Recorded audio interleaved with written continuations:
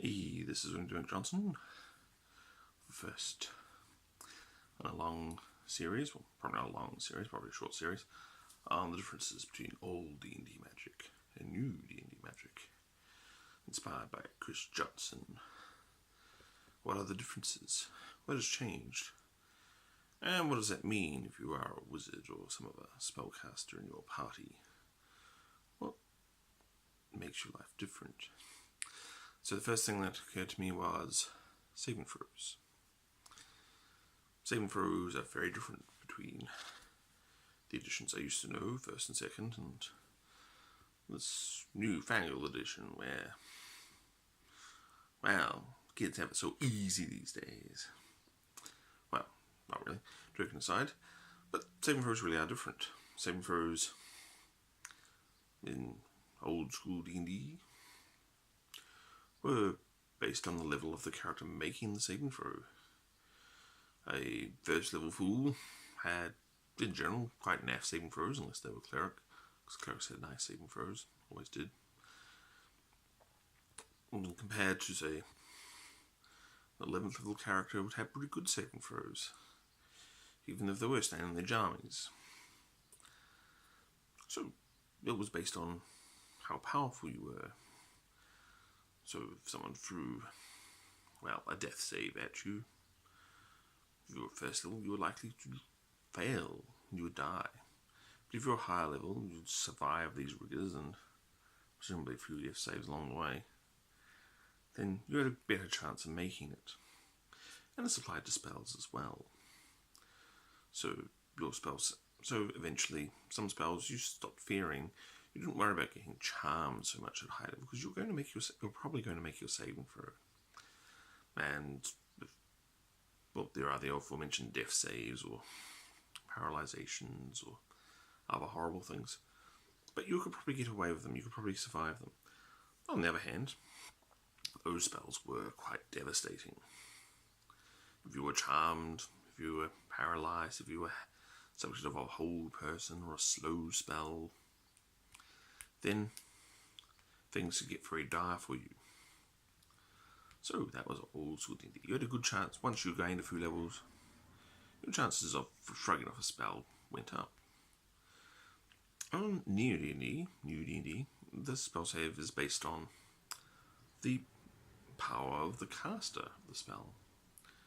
So if you're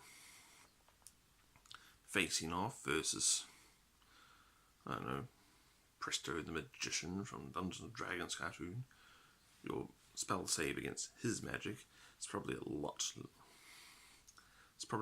lower than, well, saving against a spell from Vecna the Archlich, because you've got to factor in their character levels, their proficiency bonus, and their int bonus. So that all combines to make a number which goes up. You're effectively chasing the same number, since your good saves are based on your proficiency. So, a spell gets more and more difficult to resist as you go up in levels. Or, if you've lucked out and have got the proficiency for that saving throw, then you're pretty much at par with whatever's sort of an expected encounter. If you're at very low levels, you're going to encounter rather pathetic and stupid magicians, ones which require a spell save of 12. So you're probably going to make it half the time. However, once you've got up to the higher levels, you're facing off those archliches and those dragon sorcerers, well, the difficulty save is going to be around about 20. It's going to be higher. And if your saving throws have kept pace, your stats have kept pace, then you still got about the same chance of saving against them. So, that's the difference. But what are the implications of all that? 5th edition spell, you generally get to save against it every round. For example, whole person, if you get held, or some other deleterious effect gets put on you, you get to save against it every round. So you're only going to be in trouble for a few rounds against any one particular spell anyway. So, while they're harder to save against, you do get more saving throws on them. So there's that difference as well. So that's basically a balance to the problems that were encounter the middle D&D, where since spell difficulty saves increasing with caster ability is Wizards of the Coast Convention. It sort of came in the 3rd edition and changed how wizards and spellcasters operated. They started throwing what they called save or suck spells. If you failed to save versus this, then you were out, you were held, you were paralysed, you were dead. Rather than incremental damage spells, which might be resisted or mitigated.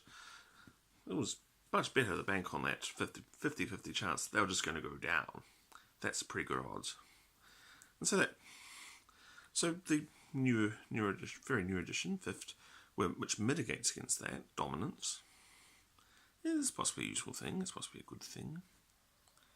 But it does mean that the power level of the caster has been shifted back down again. No longer is one spell going to totally dominate. It might take out some opponents for a few rounds, but then they'll be back in the fight. So you have to count on that.